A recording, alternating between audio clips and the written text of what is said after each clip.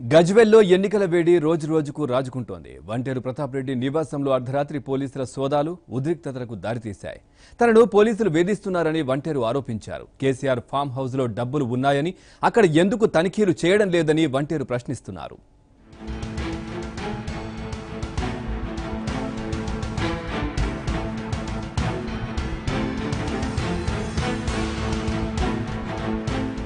వంటేరు ప్రతాప్ రెడ్డి మేడ్చల్ నివాసం వద్ద అర్ధరాత్రి హైడ్రామా చోటు చేసుకుంది. ప్రతాప్ రెడ్డి నివాసంలో సోదాలు నిర్వహించేందుకు మేడ్చల్ ఏసీపీ శ్రీనివాసరావు తన సిబ్బందితో వెళ్లారు. ఆసుపత్రి నుంచి డిశ్చార్జ్ అయి ఒకరోజు కూడా గడవక ముందే సోదాలేమిటని వంటేరు నిలదీశారు. పోలీసులు వేధిస్తున్నారని ఆరోపిస్తూ పెట్రోల్ క్యాన్ పట్టుకుని ఆత్మహత్య చేసుకుంటానని బెదిరించారు. విషయం తెలియగానే ఆయన అనుచరులు, కాంగ్రెస్ కార్యకర్తలు అక్కడికి చేరుకున్నారు. ఎన్నికల్లో అభ్యర్థుల నివాసాల్లో సోదాలు చేయడం తమ విధని పోలీసులు వారికి నచ్చజెప్పారు. అనంతరం వంటేరు నివాసంలో తనిఖీలు చేశారు.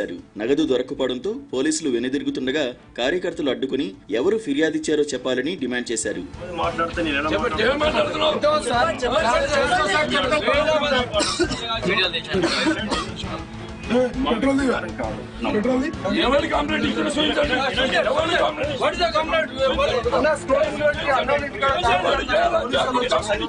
ఎలక్షన్ చెకింగ్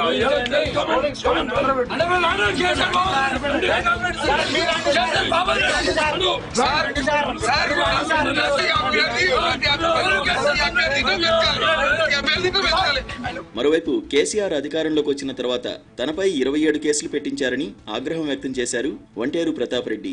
ఆయన సీఎం కేసీఆర్, మంత్రి హరీష్ రావులపై రాష్ట్ర ఎన్నికల ప్రధానాధికారి కార్యాలయంలో ఫిర్యాదిచ్చిన తర్వాత మాట్లాడారు. గజ్వేల్లో ముఖ్యమంత్ర్ కేసీఆర్ ఇప్పటికే 50 కోట్ల రూపాయలు ఖర్చు చేశారని అన్నారు. కేసీఆర్ ఫామ్ హౌస్ లో డబ్బులు ఉన్నాయన్నారు. అక్కడ పోలీసులు ఎందుకు తనిఖీలు చేయడం లేదని ప్రశ్నించారు. గజ్వేల్లో కేసీఆర్ కు 337 ఎకరాలుంటే కేవలం 57 ఎకరాలనే అధికారికంగా ప్రకటించారని, మిగిలిన భూములు ఎవరివనే విషయమై విచారణ జరిపించే దమ్ముందా అని సవాల్ విసిరారు.